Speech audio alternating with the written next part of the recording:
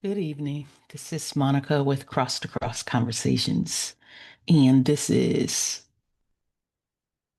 the Black History series, the last episode, the last one, episode 7. And the number 7 in scripture, 7 is the number of completion. There were 7 days of creation, 7 seals, 7 churches. So when God said 7, he means that it is finished. And that is where we are today. This is the completion of everything that I have been building over these last 6 episodes. So I have been laying a foundation. Every single episode have been laying a foundation brick by brick. And today we put the roof on. Everything comes together. So just a quick recap. Episode 1, we started with identity. We asked the questions that has followed so many of us our entire lives. I shared with you how people would often ask me, "Are you really Black?" And I answered it. And I let you know that your Blackness is not a performance. It is not a checklist. It is not something anyone can take from you or grant you. It is an inheritance of survival, resilience, and excellence. And nobody gets to gatekeep what you've inherited. And then in episode 2, I talked about the faith that sustained enslaved people when everything else was stripped away. Their names, their language, their families, their freedom, everything was taken. But they kept their God. And through their spirituality, through prayer, through coded songs, and quiet resistance, they held on to a hope that the slave master could not reach. And then in episode 3, we uncovered the hidden figures, the Black excellence that was deliberately buried, erased from textbooks, removed from the record. The inventors, the scholars, the mathematicians, the scientists, the people who built this country while this country told the world they didn't exist. And then in episode 4, we traced the legal architecture. So we went from 1619 to the Dred Scott decision to the Civil War to Reconstruction, and then to the Compromise of 1877, the systematic, deliberate, step by step legal dismantling of Black freedom. And the promise made and the promise broken over and over again. And we talked about 1718, New Orleans, the Cold War, slavery's infrastructure expanding into the Deep South. And we talked about the Dred Scott versus Sanford in 1857. That was where the Supreme Court declaring that Black people had no rights, which the white man was bound to respect. We talked about the 13th Amendment and its loophole, except as punishment for crime. Then we moved on to episode 5. We named all of the massacres: Colfax, Wilmington, Elaine, Tulsa, Rosewood. We talked about all those times in American history where Black people, they built something: political power, economic power, community, faith. And then we saw where white supremacy burned it to the ground. And America called it a riot, called it a disturbance, said it was too painful to put in a textbook. And then finally, episode 6, where we followed the thread from Jim Crow straight to 2026, where we discussed Plessy v. Ferguson, the birth of a nation, lynching as organized terrorism, convict leasing as slavery under another name. We mentioned Brown v. Board of Education. We talked about the civil rights movement. We talked about mass incarceration. We mentioned George Floyd a little bit. And we even mentioned a bit how Mississippi finally ratifying the 13th Amendment, that slavery had ended, and Mississippi did that in 2013. And so we talk about all of this over 4 years, 400 years of history. All of it was building to this moment. All of it was building to this episode today. And today I'm going to show you how everything that I have discussed over the past six episodes, how they all come together, the name, the dates, the numbers, the massacres, the broken promises, the amendments to the Constitution, basically every lie is encoded inside one film. And I will say before I get started that this series has been very eye-opening for me for several reasons. As I was preparing and studying and reading and researching, I've learned a lot myself. And it made me think about what I wasn't taught in school when I was in, whether it was junior high, high school. You, a lot of the stuff that I was learning just by doing this series, I was just shocked that I was really learning it for the first time. And it shouldn't be. It shouldn't be that I was learning it for the first time, but I'm glad I learned it because it just um picked up a little passion, I would say, in my heart to just continue to study more. Even though this is the last episode, this will not be the end of my learning. And so today we are going to talk about the movie Leave the World Behind. It was a Netflix movie that came out back in December of 2023. It was directed by Sam Esmail. Hope I'm saying his name right. It was produced by former President and First Lady Barack and Michelle Obama. Most people watched this film and thought it was about a cyber attack or technology collapse. It was a strange thriller, I guess you can call it, that many people said had no satisfying ending. People complained online that nothing got resolved, that there were just too many unanswered questions, that the filmmakers left them hanging and they were just confused, like what was the purpose? And so, sorry for that. And so, um, people just said they didn't like it. They just said that it was stupid. One person said the way it ended, and it was just a waste of time. And so that was honestly one of the reasons why I chose to watch the movie. Originally, I didn't want to watch it. When I heard, if I'm going to be honest, that former President Barack Obama was actually the producer, I erroneously labeled it as a political film. And if you know me, I don't get involved in politics too deeply, and I didn't really want to watch a political film. But what piqued my interest was that people talked about how dumb it was and um, it didn't make any sense. And they felt that the movie just dragged on and on and on, only to drop nothing at the end. And for me, because I tend to analyze everything, sometimes my friends say I overanalyze things, I decided to watch the movie. And then I kept watching it and I kept watching it. And first, I watched it because I couldn't wait to get to the end. So I was paying attention throughout the movie because I wanted to see what the end was going to be. And then I wanted to figure it out. That's just what I do. I'll watch a movie and I'll just continue to either overly analyze it or compare it to something.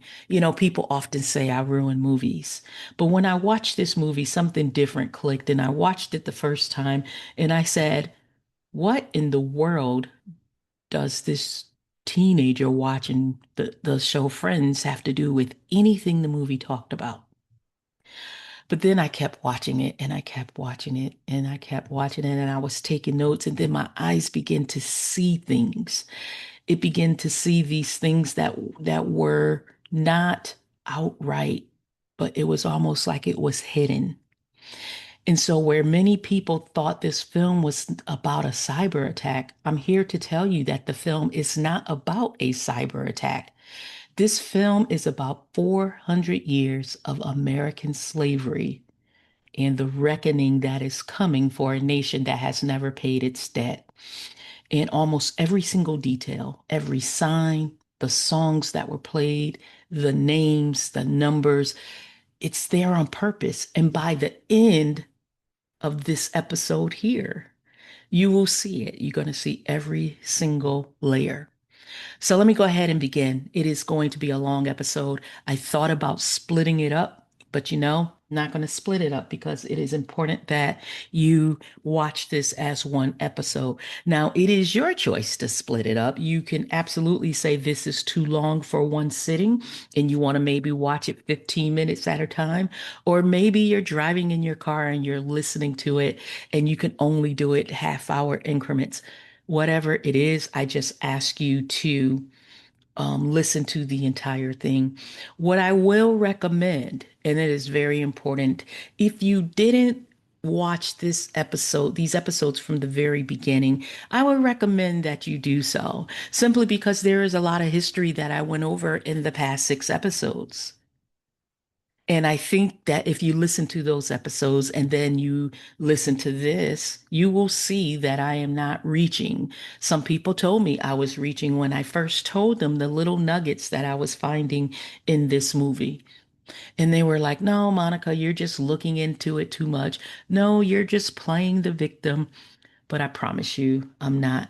If you notice, this is the first one where I am actually showing pictures because it's very important that this one is going to be a video because you need to see the pictures in the movie. All of the other ones were just audible. This is one that is going to be visual. So let's go ahead and begin. I first want to introduce what Easter eggs. In movies, Easter egg is a hidden detail. It is meant as a reference point or message that's meant to surprise and delight the people that watches it. Easter eggs are often woven into the fabric of a film and can be hard to notice during a casual viewing. And I think that is why many people missed what the message was in this movie. So an Easter egg can include jokes, it could be an inside jokes, it could be some kind of reference or secret messages. Even in the movie, as you watch the movie, you will see even they have a sign to let you know, hey, these are eggs, they are Easter eggs. So to continue, I'm going to just begin with a basic plot, just so you're all clear with this. I know many of you may not have even watched the movie, and if you dare to watch the movie, I would recommend that you do so that you could put all of this together that I'm saying, and it won't be so choppy. I will give a warning, however, that the movie does have some foul language in it.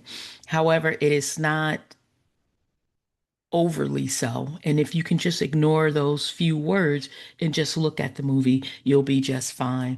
So we're talking about the Sanford family. So that is Clay, Amanda, and their two children, Rose and Archie.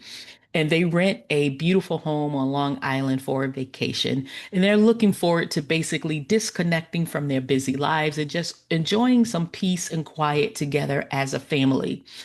Within the movie, you'll see that mysterious events start to happen, strange things, the internet goes out, cell phones don't work, there's no way to get any information about what's going on. And then we just see things that begin to happen. And then in the middle of the night, there's a knock on the door, and we see G.H. Scott and his daughter Ruth.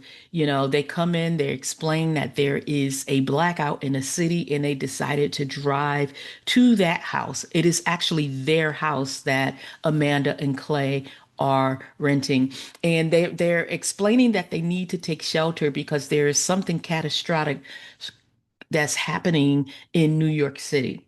And they want to stay in their own home during the crises. He said that because it was dark, he kind of was familiar with the road, so they came there.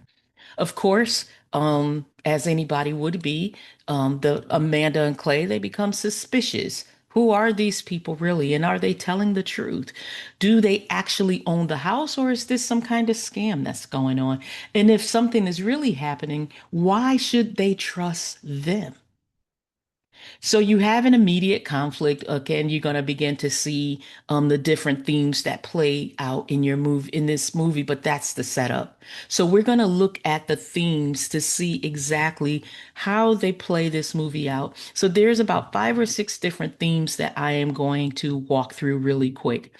So if you listen to or you read the reviews of Leave the World Behind, or if you watched an analysis of the videos, listen to the critics and the audience, what they were saying the same things over and over again, that this was a movie about a technology collapse, about how dependent we've become on our devices and what happens when they all stop working.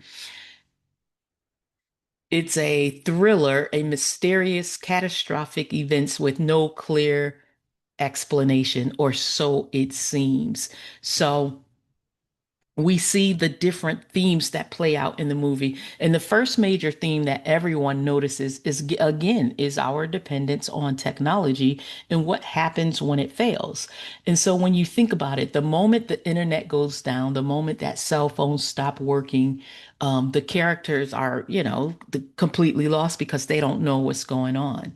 And so you have to think about it. They can't use what they normally rely on to get information. And so in a way you will see that they're paralyzed. They don't know what to do. They can't function without devices. And this is like very real commentary on modern life when you think about it. We are completely dependent on technology. Our phones, our connection is to everything. We get our information, communication, navigation, entertainment, all of that is through technology. When that infrastructure fails, we're helpless. And the film shows us just how fragile our technology systems are. Everything we rely on can collapse in an instant. And when it does, we're vulnerable. And we're vulnerable in ways we don't even think about until it happens. So, yes, this is definitely a theme in the film, technology dependence and how it's so fragile in today's infrastructure. That was the main theme number one. And here is a picture. You see Archie, he has his Beats by Dre. um, Rose is actually watching on her iPad or some kind of tech device where she's able to watch the movie Friends. And I want you to look at this other picture, how they really encoded it in the movie. If you can look clearly, you will see an actual Beats by Dre image, and you'll also see what? An AirPod. I'm going to leave it here for a bit so you can see. Then they're just letting you know, hey, this is technology. I like how they embedded that into the image, into the movie. And so here is where they first finding out what is possibly going on and why they've lost signal, their phones, why the internet doesn't work. And it says that basically there is an emergency going on. It's a national alert. And so theme number two, it was pretty obvious, right? Is paranoia and distrust. And throughout the film, you're kind of asking yourself, are the people, are GH and Ruth telling the truth? Because they use the certain music to make you think that maybe they're lying. They show where GH walk over to this place to get a gun. So they're letting you know, okay, they're making you wonder rather, should they really be trusted? Do they really own the house? Is there really a catastrophic event that's happening, or is this some elaborate scheme? And so nobody knows what's really happening. Nobody can verify anything. And so when you're in that, paranoia happens.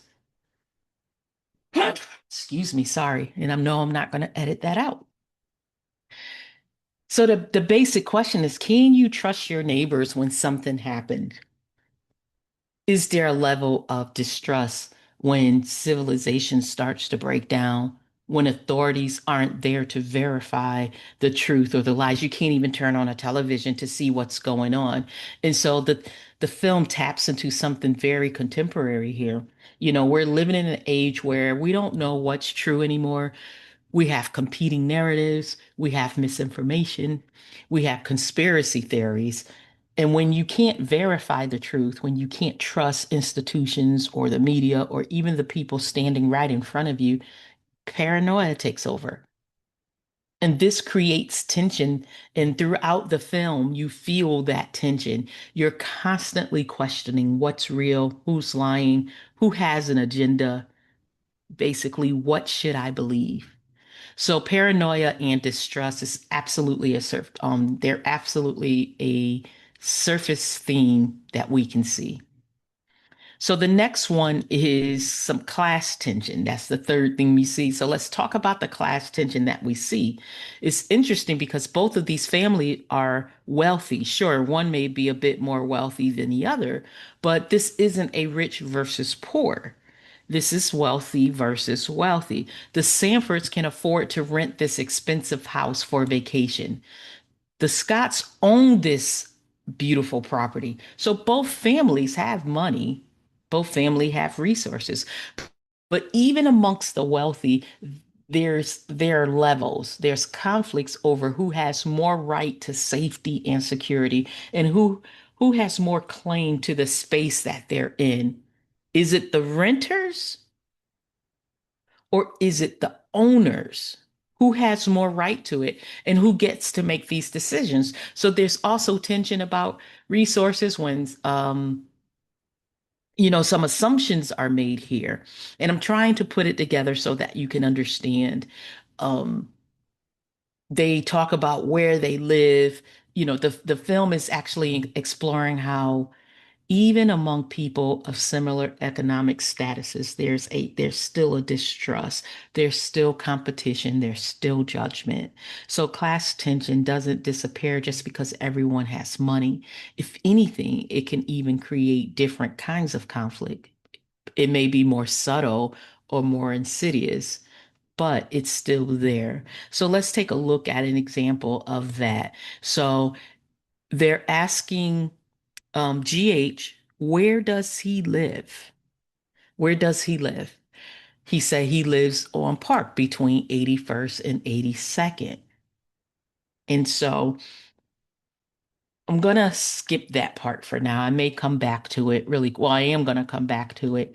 But actually, let me start talking about that now. I'm going to start just talking about some of the numbers that we see in the film, um, what we're looking at here. Here is just a first hint of I'm going to wait. I'm going to wait. I'm going to keep it going. Let me go. I'll probably come back to it. So while GH says he lives on Park between 81st and 82nd, Amanda and Clay Clay says he lives in Sunset Park. Amanda, who's the most untrusting one, says, well, it's actually Park Slope. Why would that make a difference? Let's look at this. Well, Sunset Park versus Park Slope. Look at the demographics there. You have 25% Asian, 36% Hispanic, 31% white, 3% Black.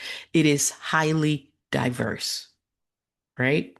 So you have a working class neighborhood, um, very diverse, is relatively affordable. It's a great choice for first-time home buyers, what I was able to find when I look it up. But now let's look at Park Slope. This one was Sunset Park. This is where Clay said they lived. But then Amanda says, no, it's actually Park Slope. Look at the demographics. And as of 2020, there was more white people, so there was 30 to 50,000 white residents, 5 to 12,000 Hispanic residents, Black and Asian residents were less than 6,000. And so even if you look at the median household income, it's higher than what we saw for Sunset Park. Sunset Park was like 90,000, which is still pretty good, right? But when you look at Park Slope, the medium is at least 134,000. So they were a bit more wealthy. And so Amanda was trying to make a distinction between Sunset Park and Park Slope. That was very interesting to see there. So let's move on to theme four. Theme four was about race. We can't ignore the racial dynamics in this film. A white family and a black family, and in one house, they were in one house during a crisis. So Amanda's initial reaction to GH and Ruth is very telling. She doesn't want to believe that they own the house. She's uncomfortable with them being there.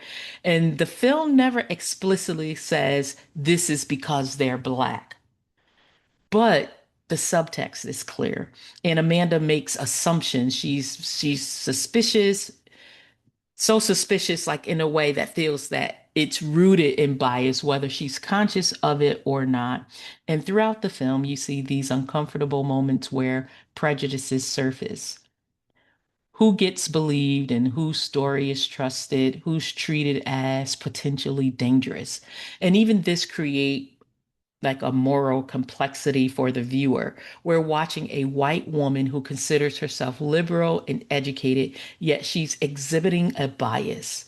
And we're watching how even good people carry prejudices that reveal themselves under pressure. The film is asking what happens when people of different races are forced into close proximity during a crisis. Can they trust each other? Will they cooperate? Or will old patterns of bias and suspicion takes over? And these are questions about contemporary America as well. These are questions about who gets safety, who gets resources, who gets believed when everything falls apart. So racial tension is absolutely part of the surface story. Critics have written extensively about this aspect of the film, so it was really impossible to miss. And so the next theme was theme five. It was environmental. And so you could tell that something is clearly going wrong in the world, especially the natural world. You see deer just pop up, the deer, huge herds of them appearing in unnatural ways, surrounding the house, staring at the characters. It's a bit eerie, right? It's wrong. You know it's wrong. It doesn't seem normal because animals don't really behave like that. And then there is a scene where flamingos just show up in the pool. Now, mind you, flamingos are normally in the South, maybe Florida. Keep in mind, they're in New York. And next thing you know, you see a bunch of flamingos drop into the pool. So you know that things are happening. Something catastrophic is happening, and it seems to involve both technology and nature turning against humanity. Or maybe humanity's systems are finally collapsing under the weight of their own unsustainability. So we have to look at all of the things that's happening in the film. And then finally, theme six, isolation and social breakdown. The characters are completely cut off. There's no internet, there's no phone, so you don't have the news, no authorities coming to help. They are on their own. And this raises the question, what happens to social order when all the systems that we rely on disappear? What happens when there are no police, no government, no infrastructure, when every family is basically left to fend for themselves? Do the people cooperate with one another? Sorry, my mouth is getting dry. Or does it become survival of the fittest? Do we try to help one another or do we protect our own at the expense of others? So this film shows where civilization is fragile. We like to think of society as solid, as permanent, as something we can count on, but the film suggests it's actually held together by very thin threads, threads that can snap at any moment. So to summarize, technology collapse, we're too dependent on our devices and our infrastructure is very fragile. Paranoia and distrust, we don't know what's true, we don't know who to trust. And when it's like that vacuum, it creates fear. And then we have our class and race tensions, wealthy people in conflict, racial bias surfacing under pressure, questions about who deserves safety and resources. We have that environmental disaster, nature and technology both failing, and everything that's happening with no clear explanation. And so and then you're also looking at your isolation and social breakdown. What happens when we're cut off from the systems we rely on? What happens when we are left to fend for ourselves? And so these are real themes. These are things that the film is genuinely exploring. And so the critics weren't wrong to identify these elements. But let me ask you, what if? What if these surface themes are exactly what the filmmakers wanted you to focus on? What if while you're paying attention to technology and paranoia and class and environmental disasters, that you're missing something deeper? What if there's another story being told underneath all of this? A story hidden in the details, in the names, in the locations, in the props, in the music, and all of the symbols that most people didn't even notice. And so what if the film is doing exactly what it shows us, presenting one story on the surface while the real story is happening in code, in whispers, in things that aren't being said out loud.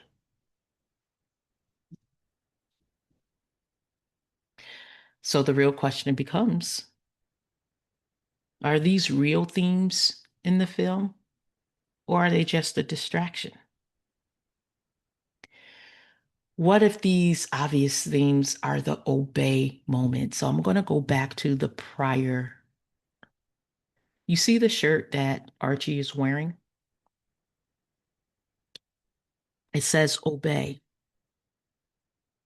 And obey comes from the movie They Live. They Live, in short, is about a man who, I'm just going to summarize it really quick, a man who puts on glasses. And once he puts on the glasses, he's able to see the world for what it really is. He's able to see that America is trying to get you to obey it. And when you put on the glasses, you see all of these hidden messages in words. Sure, you don't see them if you don't have the glasses on, but you'll see it when you put the glasses on and it gives you words. You see words like obey, consume, that type thing. And so, what if the themes in the movie are your obey moments? You know, again, in the movie They Live, it was where people needed special glasses to see the hidden messages telling them to obey, to consume, to conform. What if we're being told to see technology and paranoia and class so that we don't really see what's really encoded into every frame? What is it that we're not seeing? What is the film not saying out loud? And so what I'm going to do is begin to show you what the film is actually saying. I've already given it away. It is about slavery. It is about America's reckoning with slavery. And I know some of you say, Monica, we're already 33 minutes in and you haven't said a thing. You've only implied that it is about slavery. And you're probably saying that because you see a white couple and you see a black couple. I ask you to stand by. So let's look at this. You see the calm before the storm. The film's open with a serene shot of New York. The Statue of Liberty is silhouetted against a perfect sunset. You see the city's skyline bathed in like a golden light. You see the buildings, it basically suggests everyday life continuing undisturbed. It's like when you look at it, you're like, wow, that's nice, right? But then there's something deceptive about it that they're also setting up here. We transition from those beautiful exterior shots to an interior space, which is really Clay and Amanda's bedroom in Brooklyn. And immediately we see the color shift. We see blue just blue everywhere. It's overwhelming. And so blue dominates the entire scene here. The walls, the bedding, the light, everything is blue. And at first glance, that seems fine, even soothing. Blue is supposed to represent calm, safety, tranquility, peace, right? Blue is the color of clear skies and peaceful waters. Blue can make you feel secure. And I really think that that was the point that they were trying to get across. You know, the bedroom seems peaceful and restful. It looks like it's safe. It's comfortable. You see Clay is in bed. You know, it's where people sleep peacefully. But there's a contradiction to this entire thing. So while all of that calming blue is surrounding them, there's a crack in the wall, and you can see it clearly. It's a visible fracture in the structure of their home. So we have what I like to call a deceptive comfort. The blue creates a false sense of security.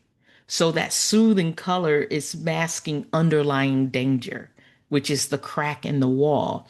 The crack in the wall contradicts the blues' peaceful promise. And this is a visual contradiction, comfort versus threat. So the blue becomes what? A soft security blanket. It's saying everything is fine, everything is peaceful, you're safe here. But the crack says, no, you're not. The foundation is compromised. So the film is using that blue kind of to lull us and the characters into thinking that everything is okay. But that crack tells us the truth. Nothing is okay, and the foundation is not sound. So let's talk about the crack for a minute. Hopefully, you can see that okay better in this picture because this isn't just surface damage. This is not just cosmetic. This is a structural failure. This crack in their bedroom wall is a metaphor for societal collapse. It represents the foundation of civilization cracking apart. So, what appears solid, things like your home, your safety, even the world, is actually fragile. So, this is a physical manifestation of an invisible crisis. The domestic space is no longer secure. And this is a symbol of things falling apart from within. Here's one of the crucial details that most viewers miss. This is Clay and Amanda's home. This is their bedroom in Brooklyn before they leave for vacation. And so, before everything starts falling apart, before anything catastrophic happens in the story, the crack is already there. And they sleep in this bedroom every night with a cracked wall. So, they've probably, when you think about it, they've seen it, but they've probably just stopped noticing it. It's been there. Or it could be possible that they never even paid attention to it in the first place. It's easy to overlook a crack when everything else seems fine. But in this movie, the crack represents America's foundational flaw. And that foundational flaw is slavery. And here's what the film is saying. This crack has always been there. It's not new. It's not caused by any current crises. The chaos in the film isn't creating the problem, it's revealing what was already broken. America's foundation was cracked from the beginning.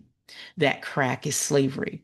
The crack is the fact that we built a nation on the idea that all men are created equal while enslaving millions of people. The crack is that we wrote liberty and justice for all while denying basic humanity to Black Americans. So Clay and, and Amanda are going on vacation to escape, to relax, to get away from their everyday stress. But you can't escape a cracked foundation. You can leave your house, but you can leave your house, you can leave or try to leave everything behind you, but you can't leave the crack. You can go on vacation, but the foundation is still damaged. America can try to move forward, but slavery's damage is still there, is still structural, and is still unresolved. So the entire infrastructure, physical, social, moral, that people rely on for securities is fundamentally unstable. It's not just surface damage, it's deep structural failure that threatens the whole system. The foundation itself is compromised, making everything built on top of it vulnerable. And so this crack is why the world being left behind was already fractured before the story even begins. And so the apocalypse doesn't break America. America was already broken. The apocalypse just forces everyone to finally see it.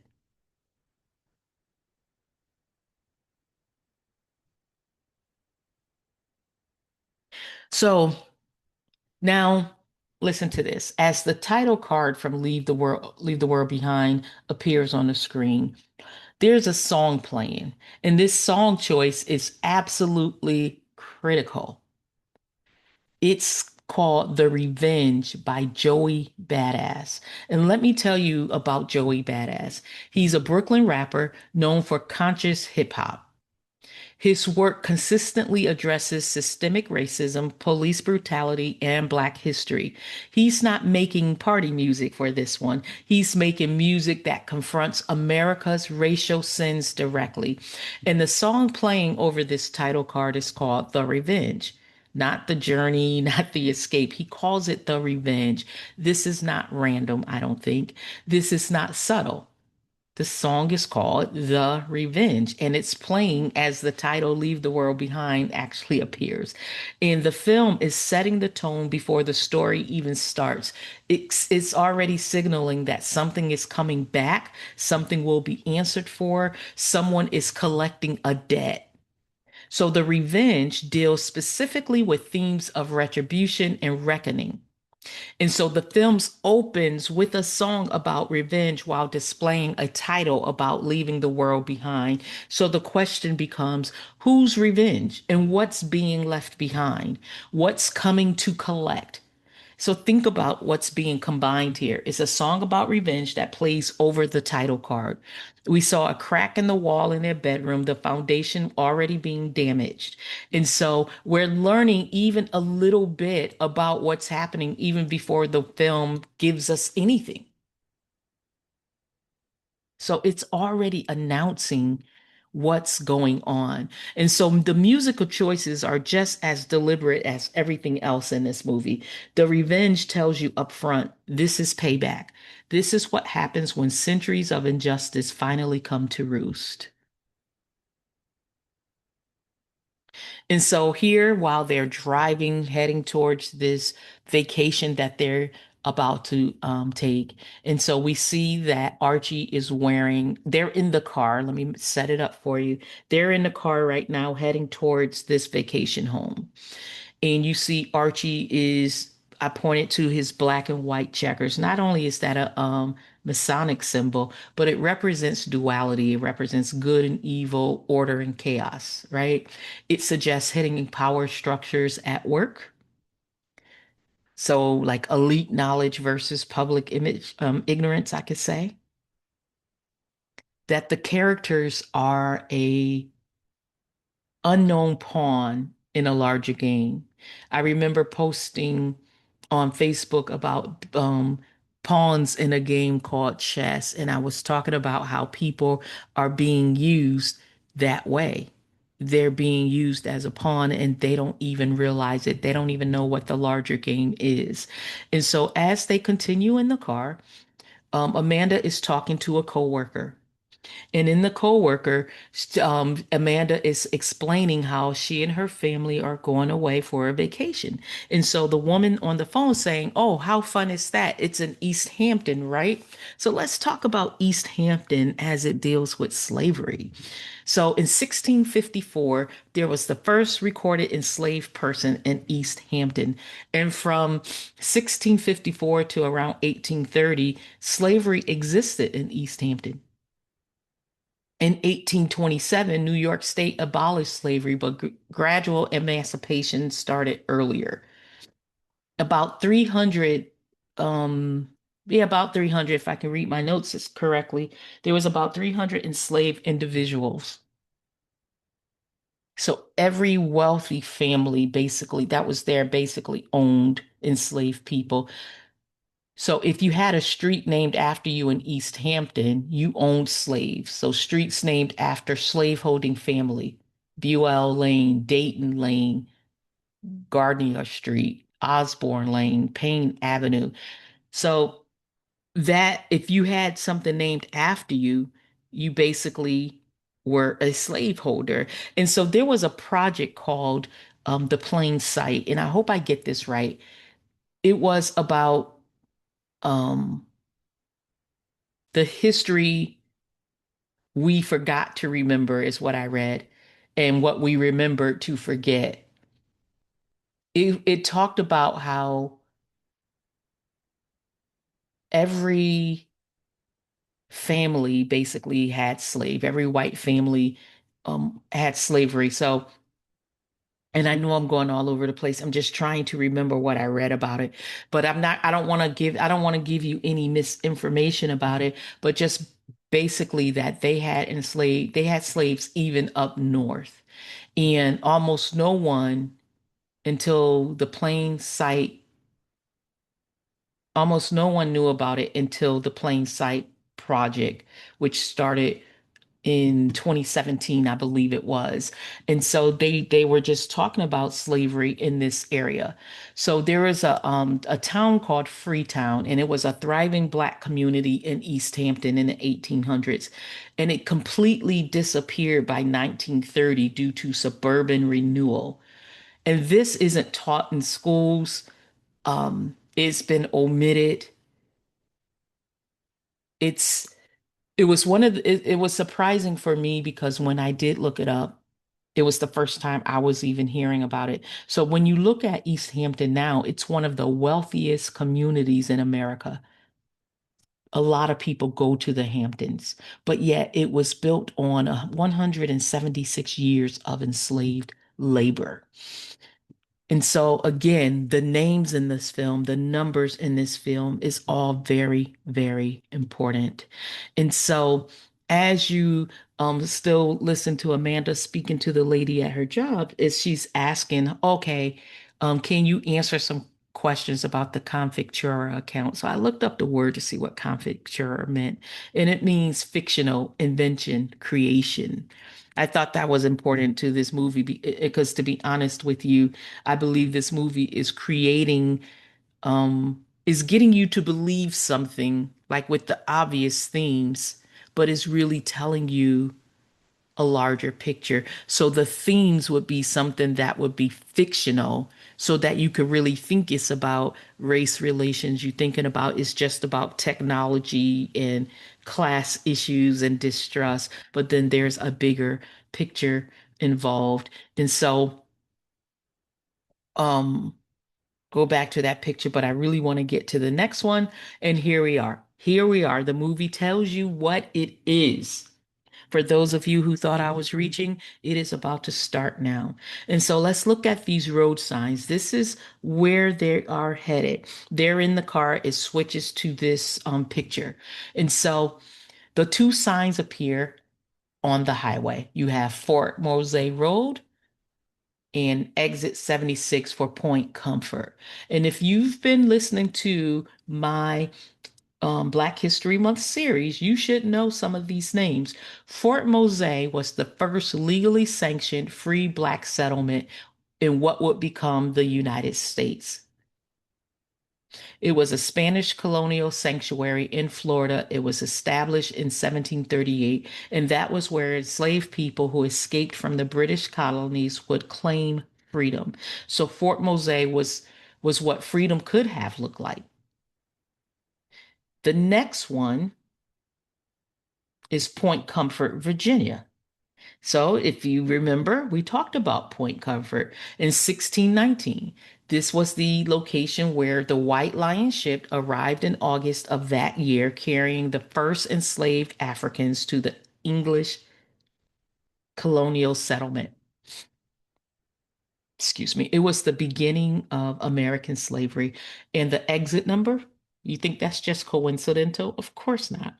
Exit 76, you know it's not coincidental because Fort Mose is in Florida and Point Comfort is in Virginia. but yet they're in New York.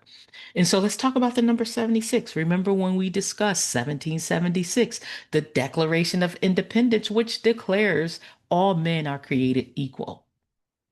And yet, the funny part about that, it was written by a man who enslaved over 600 people.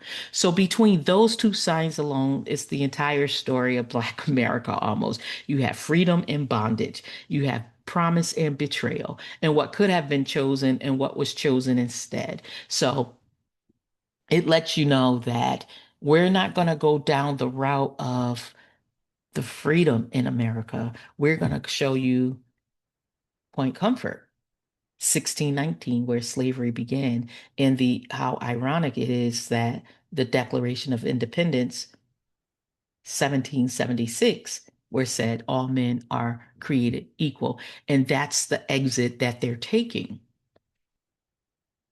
They took the exit towards the beginning of slavery, and that is how you know that the movie is really about slavery. And so let's go on. This movie is broken up into five parts, and the first part is called The House. And as you're listening to this movie and you're watching it, there's a song that is playing, and it's called "Misled" by Kool and the Gang. It's talking about deception. It's about being fooled. It's about thinking something was true when it wasn't. It's about discovering you've been lied to. And so as the Sanford family drives from, exit 76, they took the Point Comfort exit.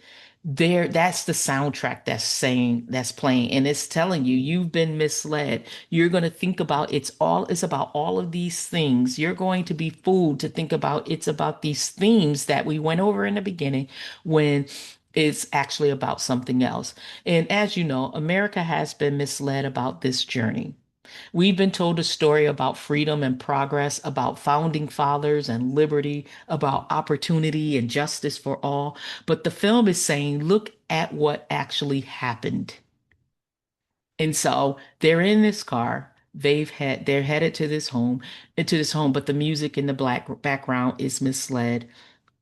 It's just like America has been misled about its own history. I mean, think about it. So let's get to it. So they're in the home and they're settling down. The children, Archie and Rose, have gone out to the pool. Amanda tells her that um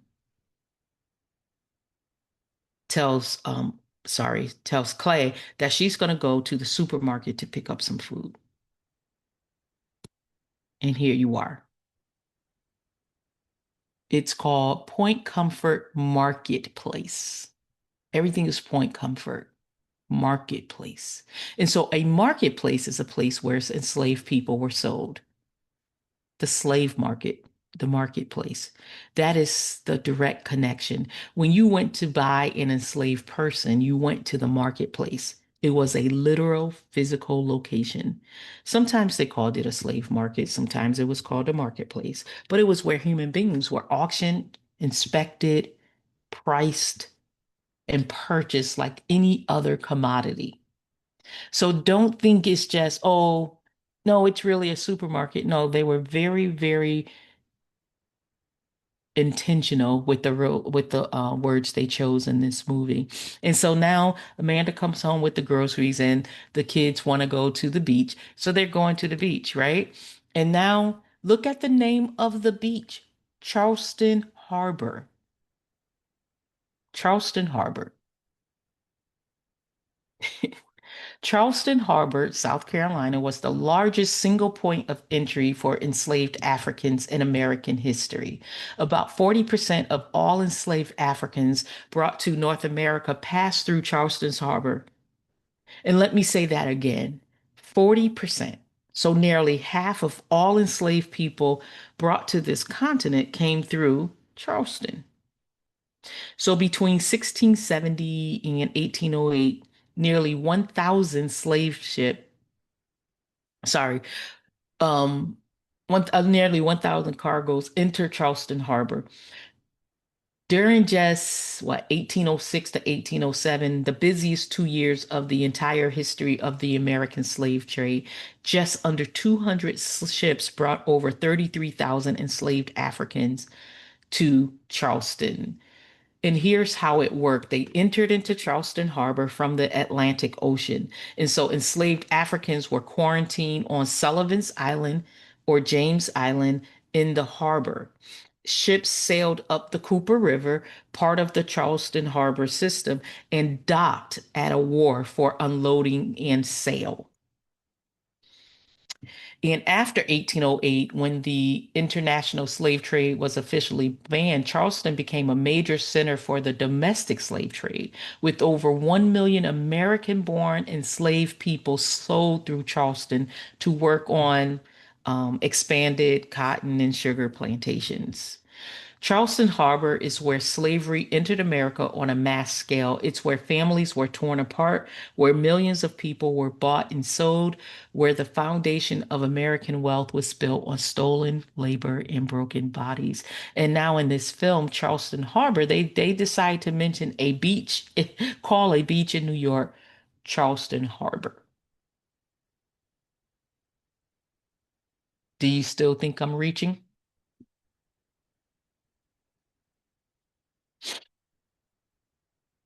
So they're at the beach, and Archie, I guess it's his girlfriend or whatever. She drops a pin. She sends him a pin to give him rather her location. And it says Sag Harbor. So he wants to go there. He wants to go there, but Amanda said, no, that's an hour away. Let's talk about Sag Harbor for a bit. Sag Harbor, located in the Hamptons, we just talked about, um, flourished as specifically because of Jim Crow era segregations. We talked about Jim Crow in prior episodes. While Black Americans were excluded from most beach communities and vacation destinations along the East Coast, Sag Harbor became one of the few places where middle-class Black families could own property and vacation. It was a refuge from racism.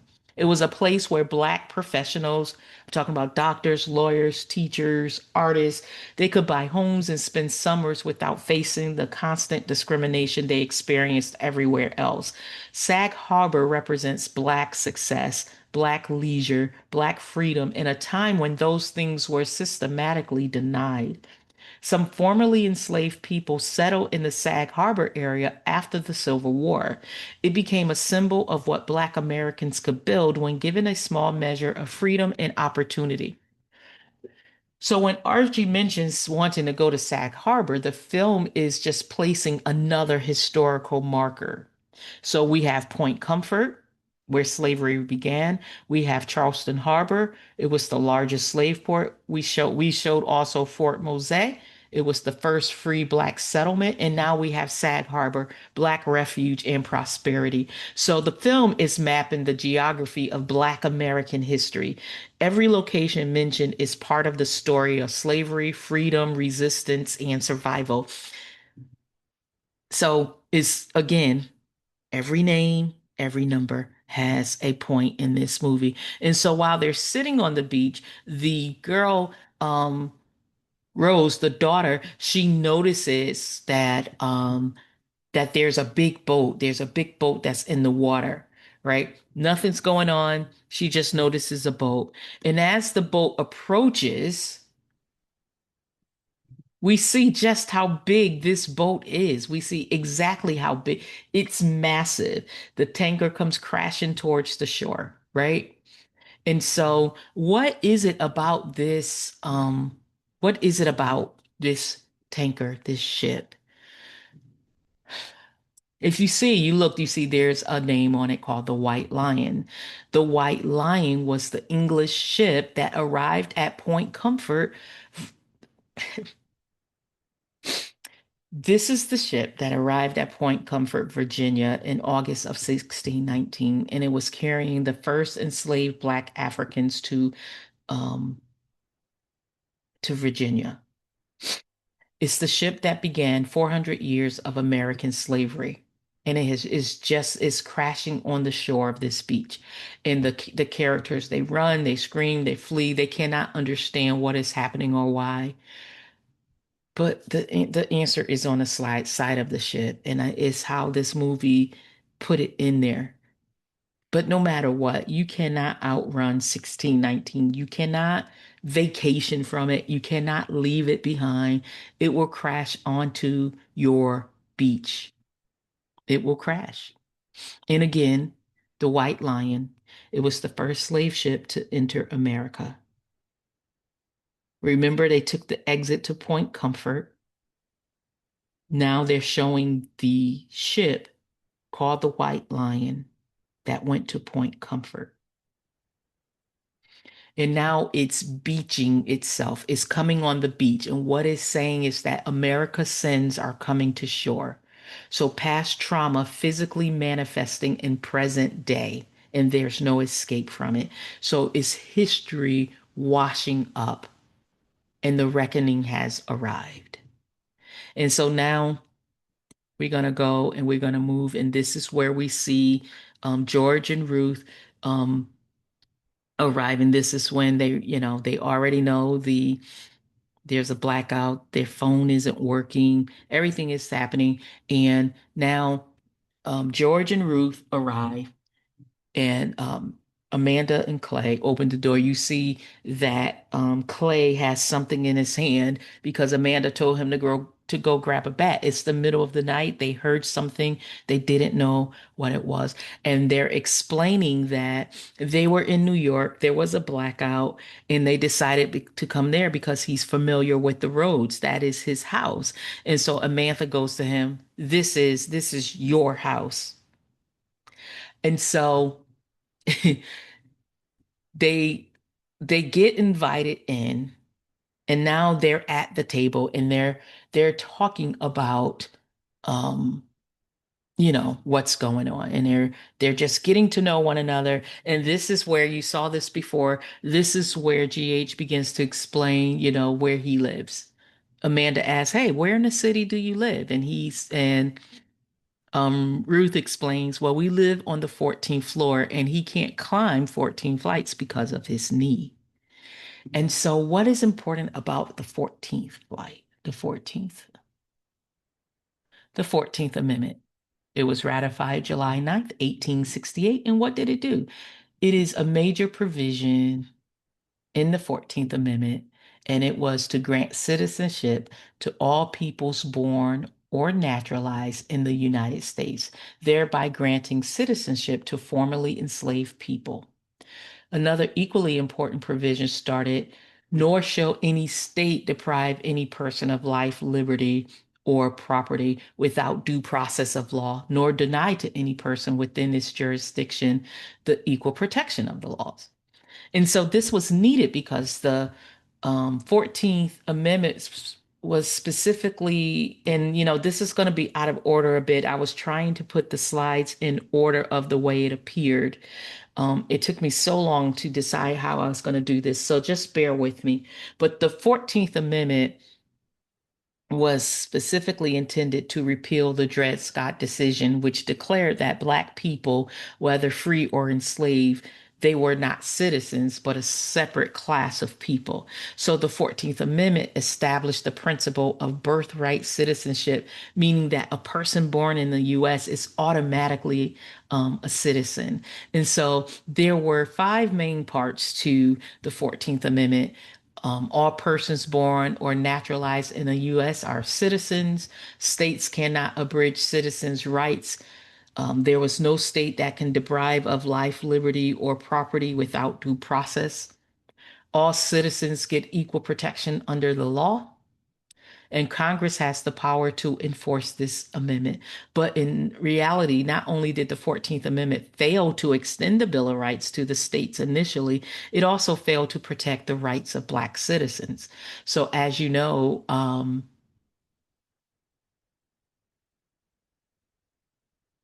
I'm going to hold off on that part. There were some notes I had that I was going to read with this slide, but I just feel led to stop there. So, as they're explaining where they live, And Ruth, his daughter, is saying, well, we live on the 14th floor. Isn't it funny? He can't climb flights because of his knee. What she's saying here is they cannot get to the 14th Amendment because there are still things that prevent Black people from doing things, right? We're supposed to be able to live a life.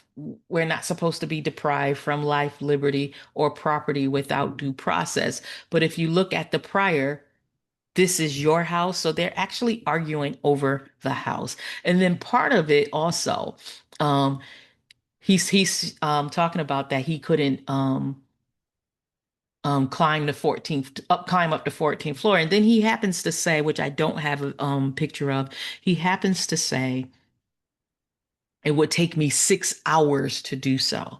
What's important about the number six? He's talking about the length of time. It would take him too long, 6 hours. And so the Sixth Amendment says, in all criminal in all criminal prosecutions, the accused shall enjoy the right to a speedy and public trial by an impartial jury of the state and district wherein the crime have been committed. So he's saying that. In essence, again, they're just bringing out the fact that we have these amendments, but still they don't come to pass like they should. He's saying it would take him a long time to climb stairs, and what they're making a play on is how sometimes it takes a while for a Black person to get due process. So the Sixth Amendment guarantees the rights of criminal defendants, including the right to a public trial without unnecessary delay. And so he talks about that he lives on Park between 81st and 82nd, which is a very wealthy area in New York. But let's to look at 81 and 82. Sure, you heard of it. The 81st and 82nd Regiment Infantry U.S. Colored Troops, also known as the USCT. Both were part of the United States Colored Troops, the 81st and the 82nd Battalion. They were Black soldiers who fought for the Union during the Civil War. The compiled military service records of the men who served with the USCT during the Civil War numbered approximately 185,000, including the officers who were not African American. So, approximately 179,000 African Americans served in the ranks of the USCT under nearly 6,000 white officers and 87 Black officers. The USCT fought in 39 major engagements and over 400 lesser ones. 16 African American soldiers received the Medal of Honor as a result of their service.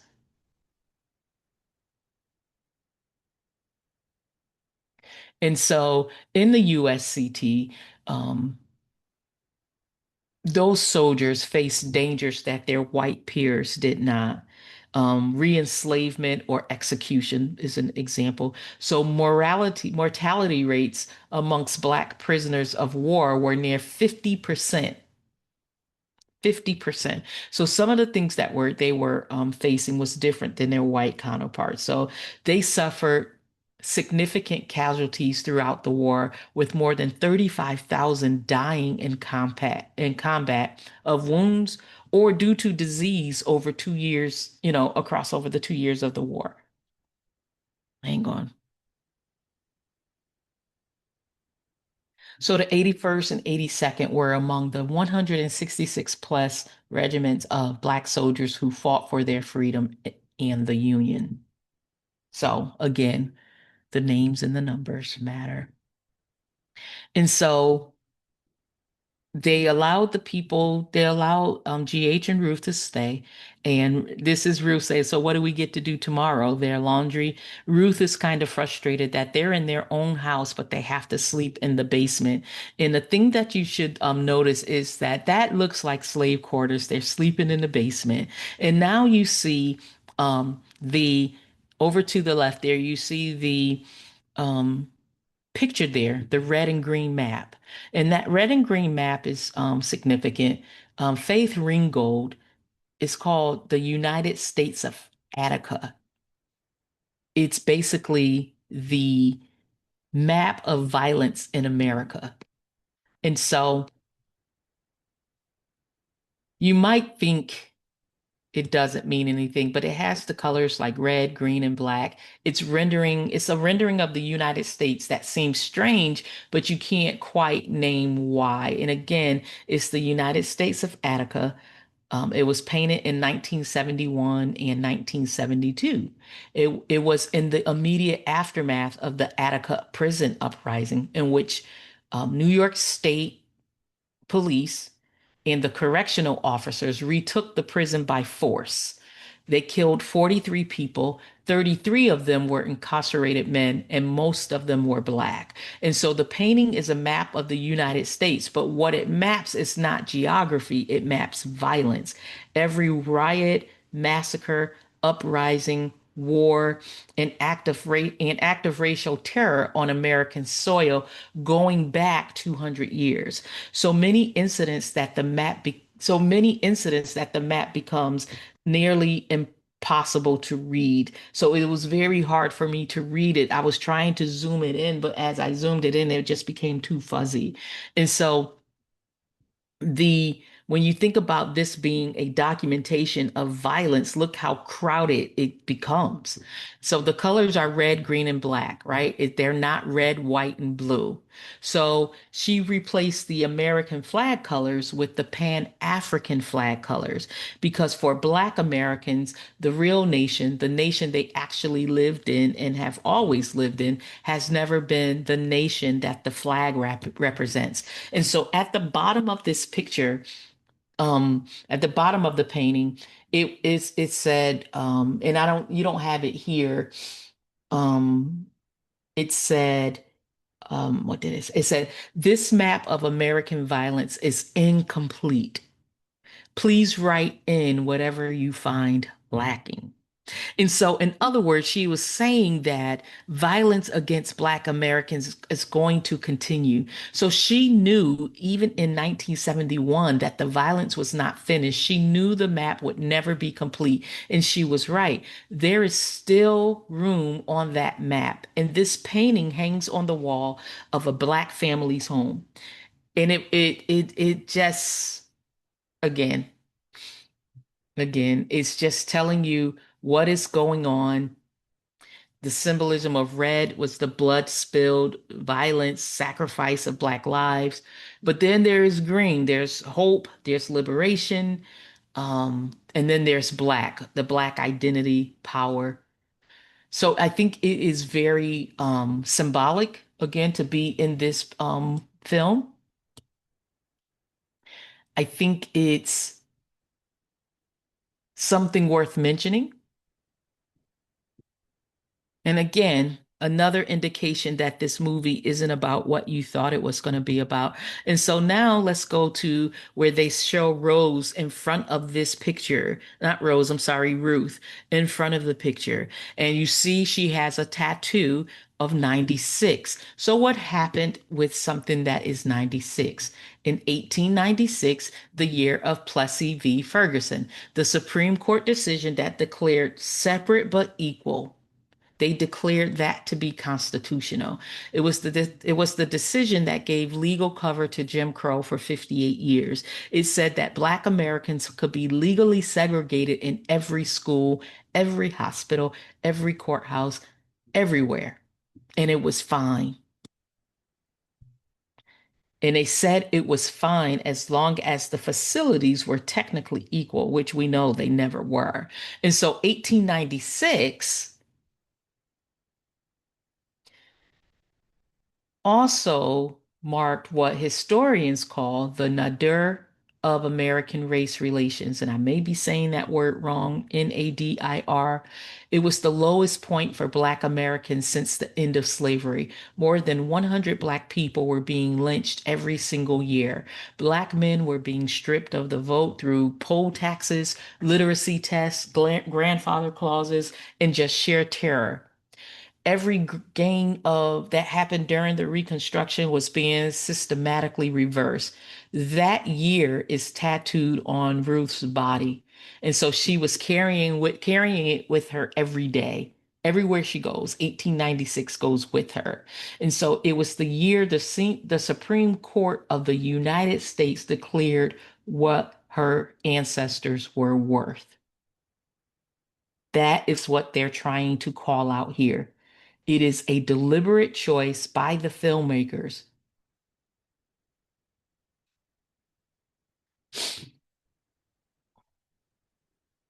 Now we're on part two, the curve of that's part two of the movie. And so I want to say something important here also that I didn't bring out on one of the other slides, but Rose there, the daughter of Amanda and Clay. She is 13 years old. And one of the scenes, Amanda and Ruth, GH's daughter, is talking. She said, "Oh, is that your daughter out there?" She said, "Yeah." She asked, "How old is she?" And Amanda tells her 13. Why is the 13 important? Again, the 13th Amendment, which was ratified on December 6, 1865, and it says neither slavery nor involuntary servitude, except as a punishment for crime whereof the party shall have been duly convicted, shall exist within the United States or any place subject to their jurisdiction. And so what it was passed by Congress on January 31st, 1865, and ratified on December 6, 1865. The 13th Amendment abolished slavery. But remember, there was a loophole, except as punishment for crime. And so following the ratification of the 13th Amendment in 1865, Southern jurisdictions arrested Black people in large numbers for minor crimes like loitering or vagrancy. So it was codified in new Black codes. And Black codes, as we discussed before, they were codes that basically anything that a Black person did, they could be arrested for. And so the slavery clause, except they said is set by punishable by law. The slavery clause was then used by the sheriffs to lease out and imprison individuals to work in landowners' fields. So, in some cases, when you think about it, it could have also included the plantations where the prisoners had previously been enslaved. And so there was very still slavery going on. So what I want to show you here is where this scene here, Rose has come to her mom, who is just waking up in the morning, and she wants to watch Friends. You notice in an earlier slide, I had a picture of Rose watching Friends. She wants to watch Friends. She wants to see the last episodes, right? And so she's waking up her mother, and she said, "Isn't there a way to watch it? You know, what's it called when they used to play old things over and over again?" And her mom said, "Reruns." And so reruns represent, um, I think what they were saying here is that America has been running the same rerun for 400 years. Slavery, Reconstruction, betrayal, Jim Crow, a new Reconstruction attempt. Then there was betrayal again, civil rights. Then there was a rollback. There seemed to be progress, but then there's regression. And even though the names may change, even though legislation may change, the language changes, but it's the pattern that stays the same. It's a rerun. It's on the same channel, watched by an audience that keeps acting surprised, right? And so it represents the cyclical nature of even media consumption and how media tells us a story. It gives us a cultural stagnation or comfort with repetition. So it appears that America is stuck in cycles, is stuck in reruns, is stuck repeating historical patterns.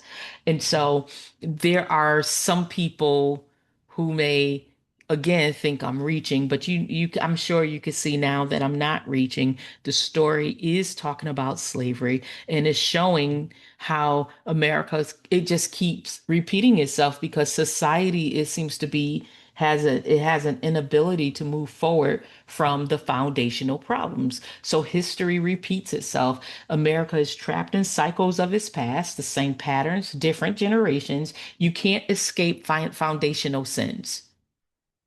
And so what happened before will happen again. We won't have outright slavery, but the past continues to broadcast itself into the present. And so history continues to repeat itself. So we move on from here. The families wake up, and now Clay says he's going to go ahead and drive into the city to see it, drive into town to see if he could see anyone that could tell him what's going on. And as he's driving, you will see the radio changes to 1619, not 96.1 or 101.5. It goes to 1619. Okay, we've already talked about 1619, right? 1619 was the beginning of American slavery. It was where the first enslaved Africans arrived at Point Comfort, Virginia. It began the 400 plus years of slavery and racial oppression. They were there on the White Lion ship. Again, it's just showing you hints that this movie is about racial tensions and slavery. And so here you will see that you see a sign called the Huxleys, and this is related to Aldous Huxley, and he wrote the Brave New World book, and that was a novel published in 1932 about a society built on rigid, permanent. It was a case system. So they had alphas, deltas, epsilons. Each had basically a rank, and they were conditioned from birth. The people were conditioned from birth to fill these roles, to accept where they are, and to never rise above it. So in the book, it was a society where your place is decided before you are even born, and there's nothing you can do to change it. And what most people didn't know is that Huxley had ideas about eugenics, the science of controlling human reproduction to produce desirable human beings.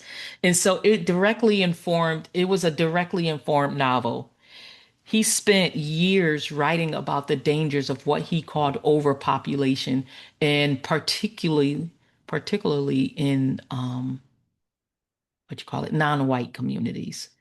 He believed in a racial hierarchy. So he believed that some people were better suited to serve than to lead. And when you think about it, he had passages in there, and I purchased the book so I can read it. He had passages in there um, where he called like the savage reservation. So those were dark skinned, described as inhuman. They were living in a bad land. So it was a deeply racist depiction, including stereotypes and images of gigantic Negro as examples of the vulgarity. And so I like this part. Well, I don't like it, but this part really stuck out to me. How it was a society where your place is decided before you are born. And we have to admit that there are sometimes in society, and I'm not saying everyone is this way, and I'm not coming from a victim mentality, but you know that some people already have in their mind, even before a Black person is born, what they think about Black people. And so, because they have this in their heart and what they think about the Black people, then they already know how a Black push person should be. They put it in a stereotypical thing, right? And they believe that the Black people can't rise above what they think of them. And this is very important because even Black people themselves, they have to be mindful of that victim mentality. They may know the truth, right? They may know the history, and therefore it becomes so embedded in them that they feel that they cannot rise above what their ancestors has gone through. And that's what I mean by the victim mentality. I think it's very important that you know your history. You absolutely should know your history. You should teach your children the history, but don't teach it from a place of this is why we can't get ahead. You absolutely can get ahead. And here were some pictures of the black men that were in the service. And here I want you to see the picture of the um, silhouette of a Black person. Why is this important? Because this is important because this is how it was at a slave auction. They were able to um, depict the Black man this way in a silhouette. And so they use this, showing um, a slave man. This is how they market it. That's the word I wanted it. They will put this picture on some kind of advertisement or flyer, to come to the market to purchase a slave. And so as Clay is going, you see that he's about to turn around and you see something there. You see a sign that says Taney Farms. Okay, that has nothing to do with the farm. Taney Farms. Roger B. Taney, the fifth Chief Justice of the United States, the man who on March 6, 1857, wrote the majority opinion in Dred Scott v. Sanford. The decision that declared that Black Americans, free or enslaved, were not and could never be citizens of the United States. They had no rights which the white man was bound to respect. They had no standing to even bring a case before any court in the land. And Taney is the name of this farm.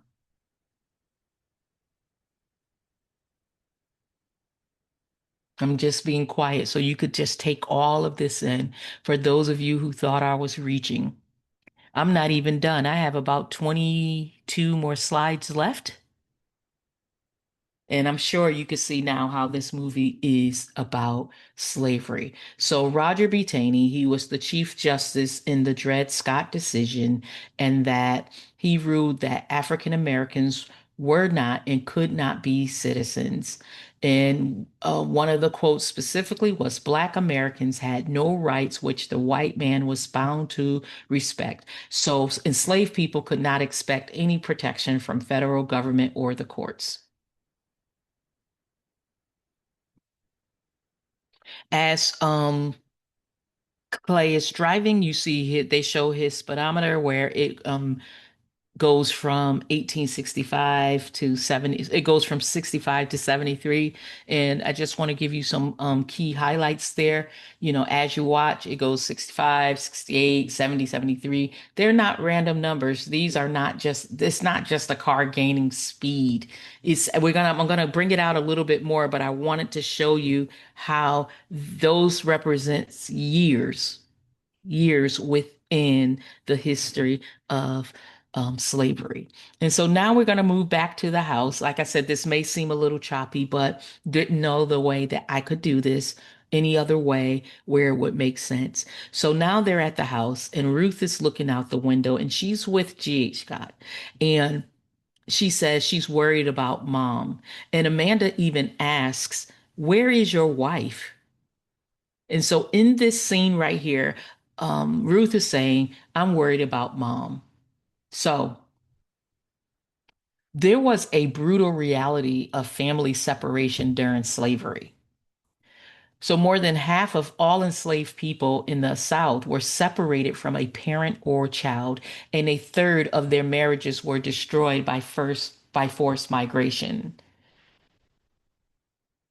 they had like no legal rights. By law, enslaved parents did not have rights to their children, and legally they could be sold without notice.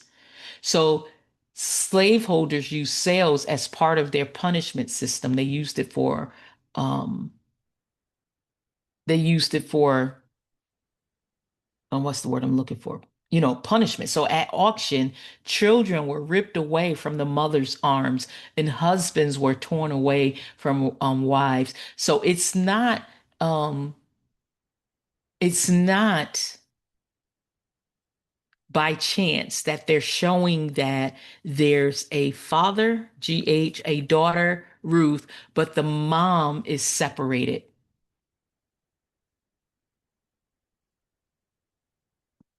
pausing for impact. And then in this scene right here, where she's saying she's worried about mom, GH then tells her, I'm sure she's fine. She may have been redirected to a airport in Ohio. What's significant about Ohio and Black history? Ohio played a critical role in slavery and freedom. One, the Underground Railroad. Ohio had the most active Underground Railroad network of any other state, with around 3,000 miles of routes used by escaped runaways. The total known voluntary railroad workers in the North numbered about 3,200. There was also the Ohio River, the border to freedom, as they would call it. The Ohio River served as the natural border between free and slave states. And so when someone was able to cross it, crossing it was a huge step on the path to freedom. There were some key cities in Ohio. Um, Oberlin, I think the name of it was. So no runaway slave in Oberlin was ever returned to bondage. It has since been referred to as the town that started the Civil War.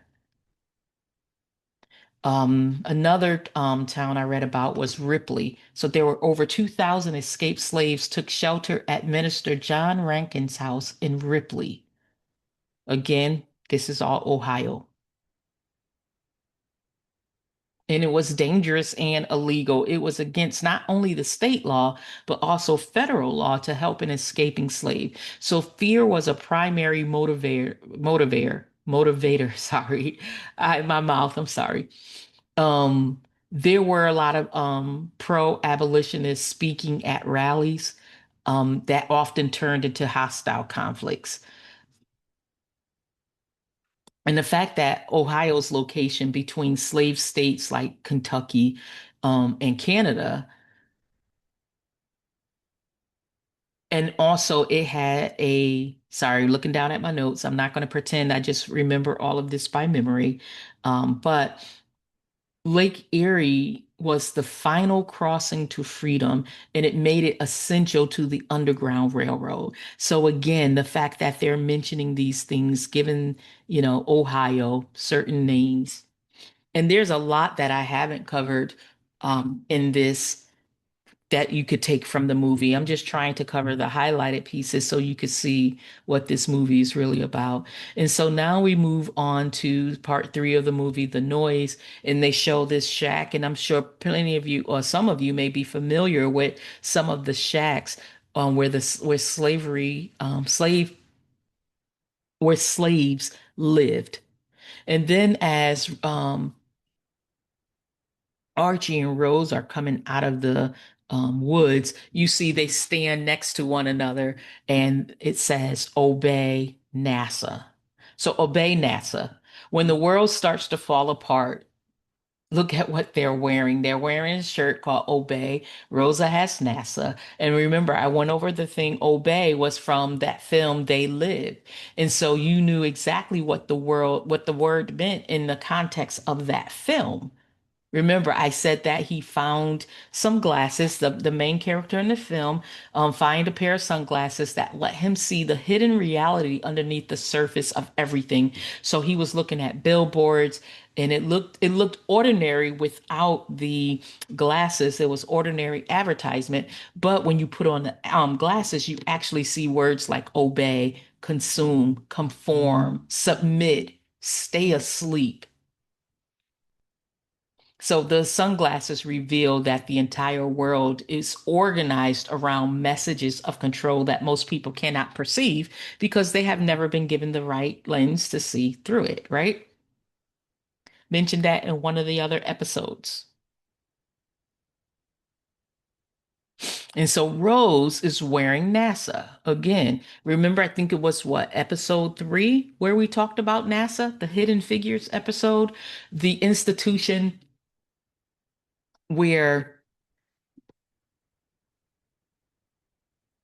they put a man in space, but it could not have happened without Katherine Johnson. What about Dorothy Vaughan and her programming and Mary Jackson's engineering? And so they want you to obey NASA, but NASA, you can't really trust NASA. You can't really trust anything that the government is telling you because the government only tells you what you want to hear. And you have to have that discernment, those glasses to see what's really going on around the world, but in this film as well. So let's just keep moving so we can get ahead. You see here, the flood is part 4 on the movie. And, I thought that was interesting. It talks about the flood in scripture. That was a part of judgment, right? Okay, you see here, again, they're sleeping in the basement of his own home. The black man has to sleep in the basement of his own home. And so here, let's talk about where did we have some conflict between the neighbors, and this happens a lot too. This is where we were talking about the distrust.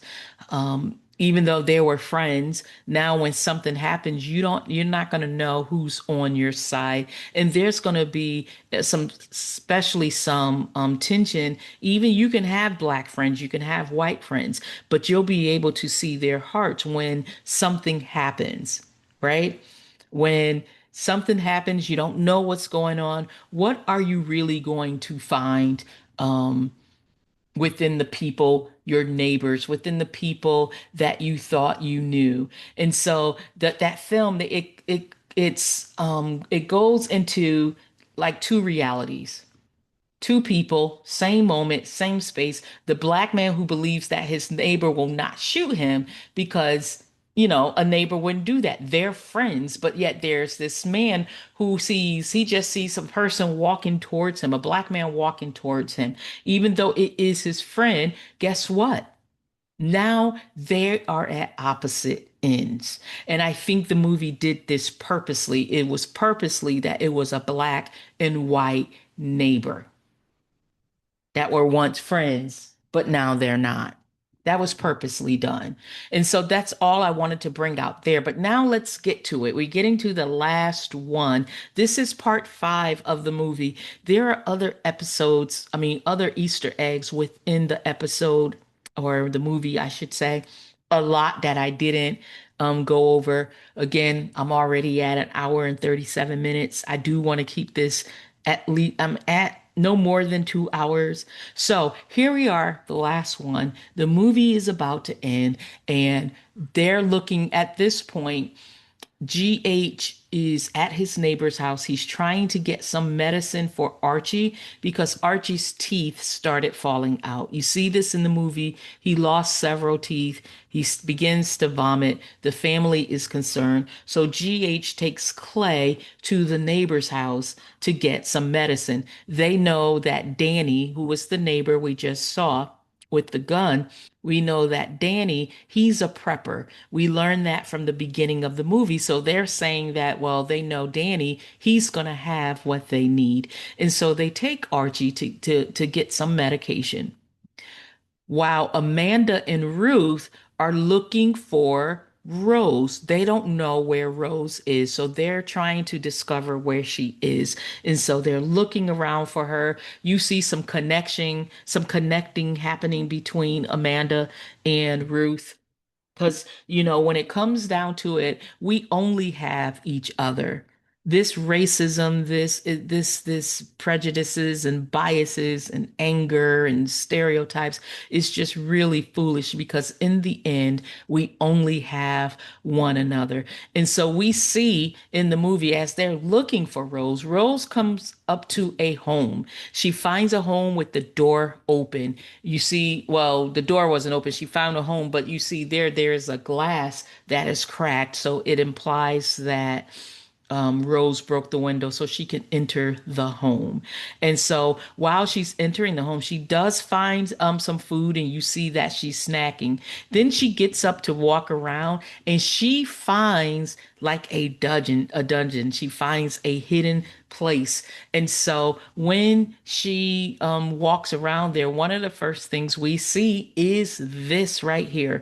We see a place that's stockpiled with food, but don't miss what we see here. We see Aunt Jemima, we see Uncle Ben's, we see cream of wheat, we see the Indian head, cornmeal, we see Land O'Lakes. Do any of you recognize that?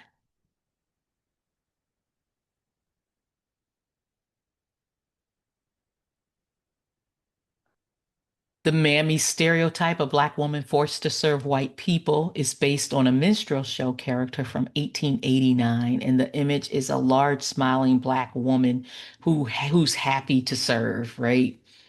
But in 2020 rather, right after the George Floyd incident, companies began to remove the labeling. You can't remove slavery just by changing a label.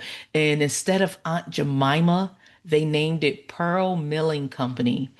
Again, it was removed after the George Floyd murder and the protests. And so there's also Uncle Ben's. Uncle Ben's was a term for a subservient black man in the Jim Crow era. And so it was an image of a black man in a bow tie, servant attire. So that Uncle Tom's sorry, the Uncle Tom's archetype, right? That was also rebranded in 2020. Now it's called Ben's Original, again after George Floyd. And so there's the cream of wheat. You still see that there. You see um like I said, you see those other products there, the Indian head, Native American. Again, you have the information there. You know what happened with the Native Americans, um, how the government paid bounties for Native American scalps and heads. I'm sure you, again, know your history. Some of it wasn't in our history books, but you have to, again, um, don't miss what history tells you. Don't forget it, right? So they removed all of this. They removed it, I guess, in an attempt to erase what it represents. But can you really release what never has been acknowledged? So now we're gonna get back to Rose. Again, Rose, she finds a place, this underground tunnel. If you watch the movie, you'll see they have exercise equipment, they have a bunch of water, they have a whole, oh, they just have everything. They're prepared for what's going on. And you see in one of the clips, it says that America has been taken over. You know, there is a coup. And in one of the scenes with Clay and GH, he explains what happens and how there is a coup coming, which will lead to one thing, which is a civil war. And I don't know if you've heard it, but you've heard that America is entering another civil war. And so now, again, coming back to Rose, and we're really about to finish this up right now. We're back to Rose. Rose finds a list of movies. And she's happy because guess what? She's now able to see Friends. This bunker that she found in this home has the episodes of Friends. And so she's able to finally watch the final episodes. And so now we're going to expose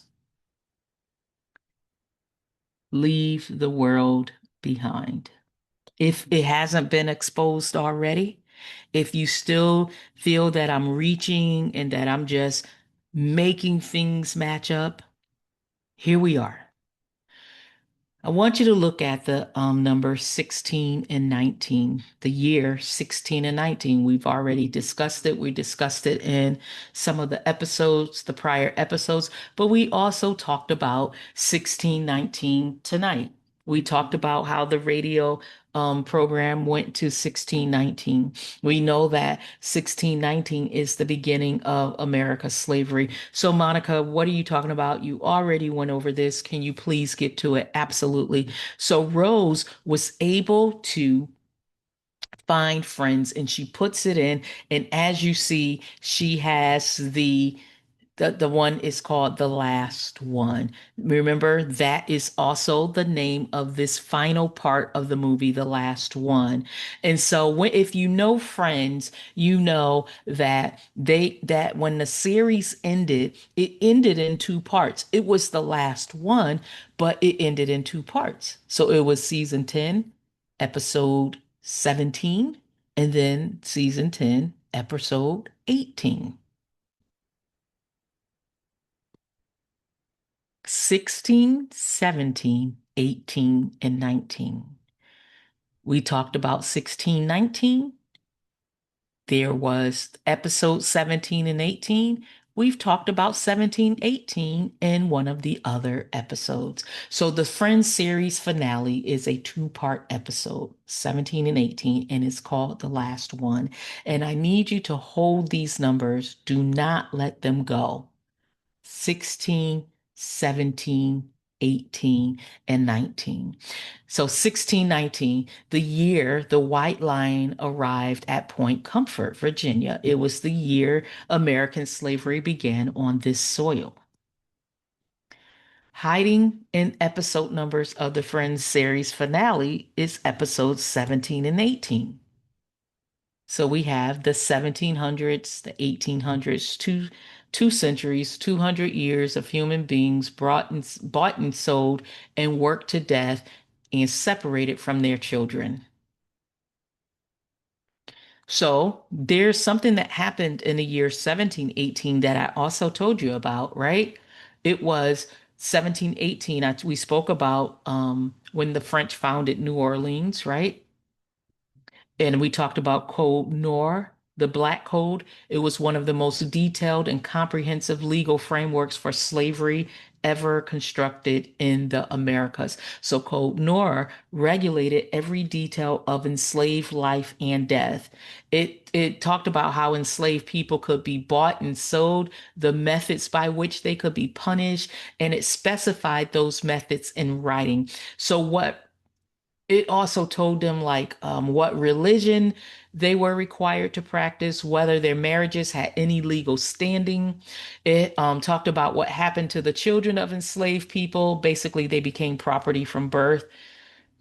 And it spoke about how a free black person could lose their freedom again. So New Orleans became the largest slave market in North America.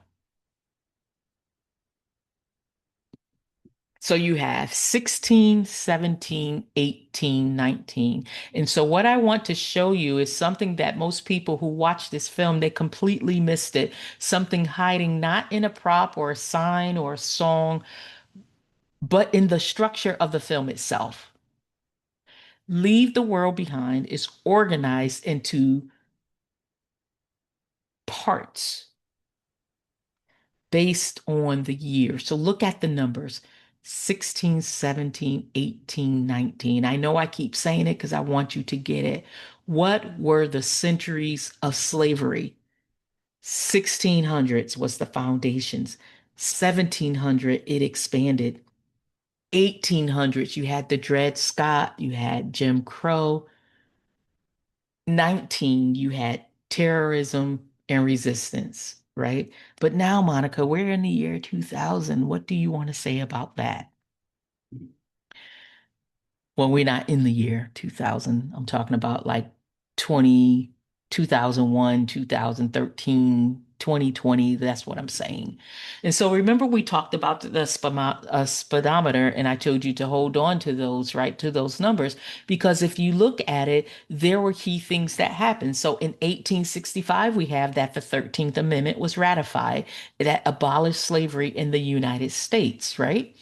Um, in 1965, Malcolm X was assassinated. The Voting Rights Act also was signed into law prohibiting racial discrimination in voting. You had Bloody Sunday, which occurred in Selma, Alabama. 1968, we had Martin Luther King was assassinated. We had the Civil Rights Acts of 1968. What else did we have? Shirley Chisholm became the first Black woman. Let's talk about what else? Looking at some of my notes here. So 1873, let's go back to that. We had the Colfax Massacre. We talked about that. It was in Louisiana. Over 100 Black men were killed in one of the worst acts of racial violence. We had the Panic of 1873, which triggered an economic depression that weakened the support for Reconstruction policies. 1874, let's just keep going. We had the Freedmen's Saving Bank, which collapsed. It devastated the financial security of thousands of Black depositors who trusted in that institution. Let's see, we have in 1875, we have the Civil Rights Act, which was passed guaranteeing equal treatment in public accommodations. 1876, we have the disputed presidential election. We have 1877, which was the Compromise of 1877. Effectively, that was what ended Reconstruction. That was when Hayes became president in exchange for withdrawing federal troops from the South. So, federal protection of Black civil rights in the South, it collapsed. It was leading to the rise of the Jim Crow laws and systemic um, racism. And so we have these here represents years in which critical things happened. And so now let me get back to you. So I talked to you about, you understand the 17 and 18 and why the Friends episode was so important. You understand the years. You understand what happened during the centuries of of slavery. Now let me bring something back to you. Remember this episode here. This is the huge revelation of it all. It holds every single bit of everything together, everything we discuss. This is why this movie is absolutely about slavery. I told you in episode 4 to hold on to the two names, right? It's why I kept bringing them back. Again, we have there's a book called Leave the World Behind. For those of you that didn't know, this book is based on the novel Leave the World Behind. And in the novel, yes, the white family last name is Scott. In the book, the last name is not Sanford. I'm sorry, the white name is Sanford. The black family's name in the book is Washington. So you have Amanda and Clay Washington, and you have GH and Ruth Scott. I'm sorry, Monica, slow down. I'm getting excited because we're here. In the book, you have Samantha, oh God, you have Amanda and Clay Sanford. You have GH and Ruth Washington. In the book, GH and Ruth are actually husband and wife. Here, GH and Ruth are father and daughter, which represents the separation that often happened to slave families. But here's the key. Why did they change the name of GH and Ruth from Washington to Scott?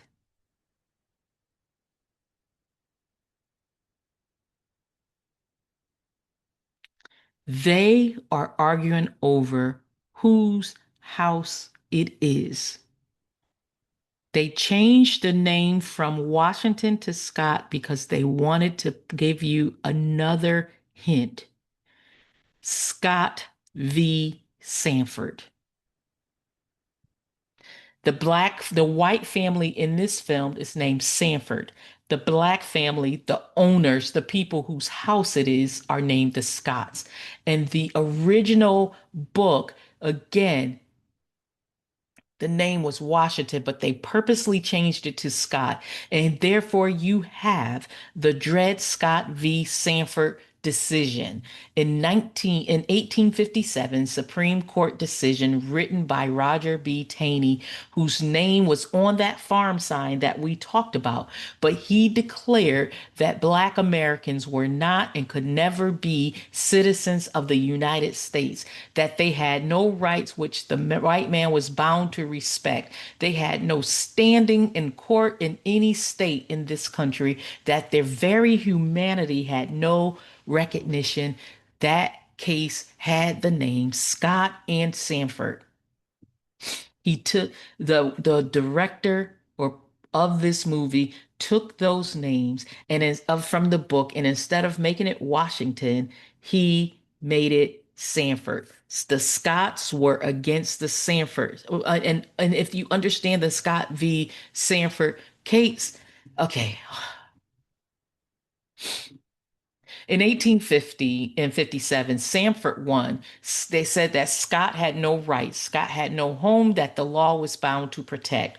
Scott had no standing to claim anything as his own. You have to understand that in the actual case, Scott was trying to gain his freedom. He was living in free states. And normally, if you lived in a free state, that declared you a free man. So, because he lived with his slave owner in a free state, he wanted to be a free man. So, they were trying to determine, based on his home, whether or not he was declared free.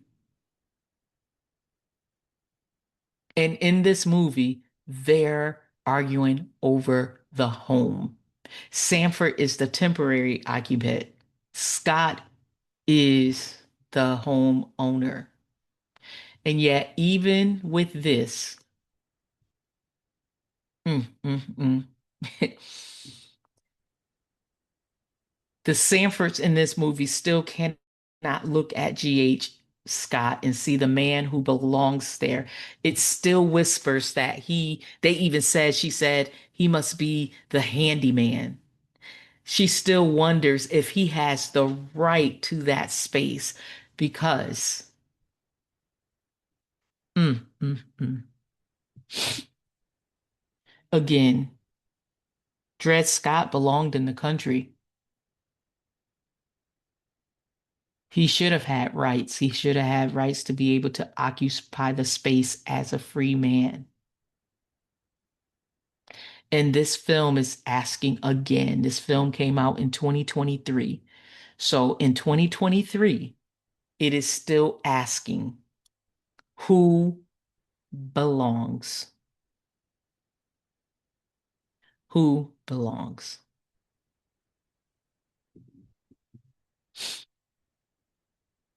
Now let's talk about the last one. Remember, the part five of this movie is called The Last One. And what's important about the last one?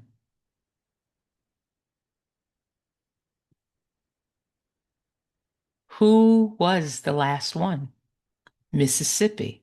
Mississippi was the last state in the United States to ratify the 13th Amendment. The constitutional amendment that abolished slavery, Mississippi was the last one to ratify it. The 13th Amendment was passed by Congress and ratified by the required number of states in December of 1865.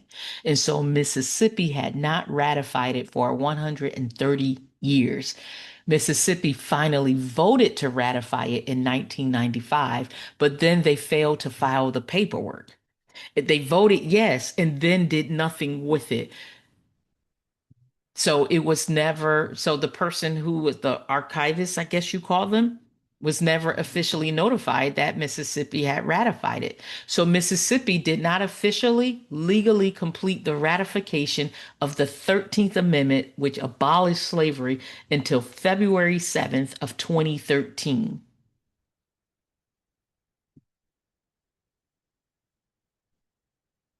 2013. This is not ancient history. That is only 13 years ago. So the last one.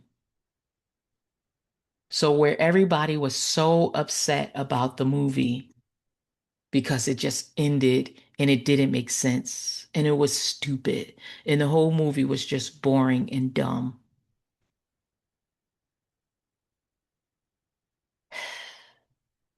But Mississippi did not make the 13th Amendment official until 2013. And so you cannot watch the last one and believe the story is finished. You cannot go underground and watch the ending on a screen and come back up and thinking it's over. You cannot leave this world behind when the last state to officially acknowledge emancipation did so in 2013. The last one was 13 years ago, and yet the last one is still not done.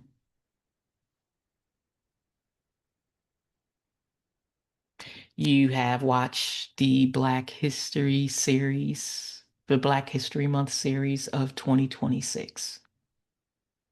And I know this was choppy. I really was just going by some notes, things I've written down, and I know it's 2 hours long. But the movie has been exposed, and we've had the conversation about what it really said. We had the conversation about what is going on. This is Monica with Cross to Cross Conversations. This is The Reckoning is Here, episode 7. Let me say that again, 7.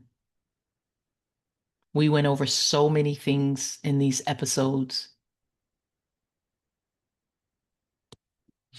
And we finally come to an end. The last day of what has been deemed Black History Month. Black history is still in the making. I hope each year you educate yourself more on Black history. And again, not from a place of a victim, but from a place of victory, from a place where you're continuing to give yourself the knowledge. I'm not saying that we have to repeat this over and over and over again, but you should have the knowledge. History is there for a reason, and it shouldn't be torn out of our textbooks. But the way that you can make sure that history continues is to make sure you're having the conversations and that you're not shying away from that which has been difficult. I have laughed at some of this. I've cried. I've been shocked. I've gained some knowledge. I can't believe some of it. But although this is the last episode, this journey continues. Welcome to Cross Conversations. I'll see you next time.